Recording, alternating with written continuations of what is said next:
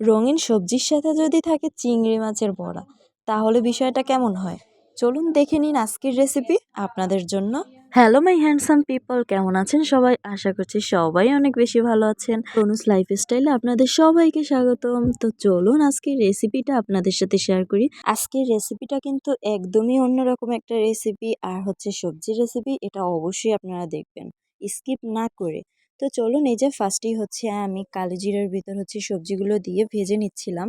আর সবজিগুলোর ভিতর হচ্ছে ছিল কুমার, ডাঁটা, তারপর হচ্ছে আলু আর হচ্ছে ঝিঙা। তো আপনারা এই সবজিগুলো কে কে পছন্দ করেন অবশ্যই জানাবেন। আর যদিও বা না পছন্দ করে থাকেন, তাহলে অবশ্যই এইরকমভাবে সবজিটা রান্নার ট্রাই করবেন, দেখবেন ভালো লাগবে না এরকম কোনো ব্যাপারই নেই। আর এদিকে হচ্ছে চিংড়ি মাছটাকে বেটে নেওয়া হচ্ছে নারিকেলের সাথে। দেন হচ্ছে এটাকে ভালোভাবে মিক্সড করে নেওয়া হয়েছে, আর সাথে সামান্য লবণ আর হচ্ছে হলুদের দিয়ে দেন হচ্ছে এটাকে ভালোভাবে মিক্সড করে নেওয়া হয়েছে। আর ওদিকে কিন্তু সবজিগুলোর ভিতরে হচ্ছে সামান্য পরিমাণ হলুদ আর লবণ দিয়ে ভালোভাবে ভেজে নেওয়া হয়েছে। দেন হচ্ছে জিরা পোড়া দিয়ে দেন বেশি করে তেল দিয়ে তার ভিতর হচ্ছে পরিমাণ মতো লবণ, হলুদের গুঁড়ো, মরিচের গুঁড়ো, জিরা গুঁড়ো আর হচ্ছে ধনিয়া গুঁড়ো, এগুলো দিয়ে ভালোভাবে হচ্ছে মিক্সড করে নেওয়া হচ্ছিল। আর সাথে হচ্ছে কাঁঠালের আটি, যেটা খেতে ভীষণ মজা। এই সবগুলোকে হচ্ছে ভালোভাবে মশলার সাথে মিক্সড করে কষানো হচ্ছিল।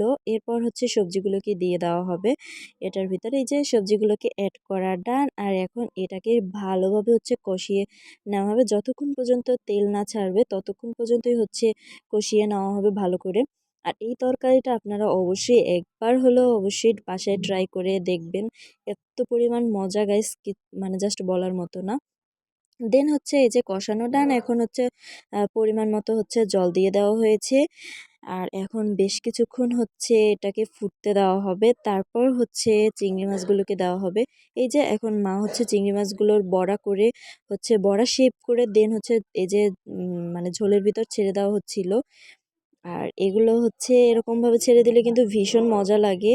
আর আপনাদের সাথে আমি শেয়ার করব রান্নার পরে এই বড়াগুলোর চেহারা কীরকম হয়।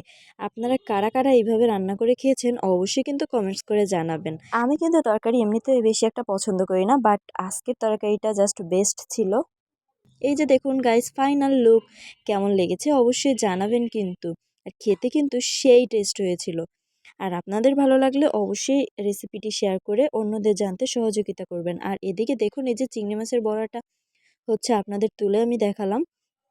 এই যে দেখুন কি যে টেস্ট হয়েছিল। যাই হোক, আজকের মতো বিদায় নিচ্ছি এখানেই। তো টাটা।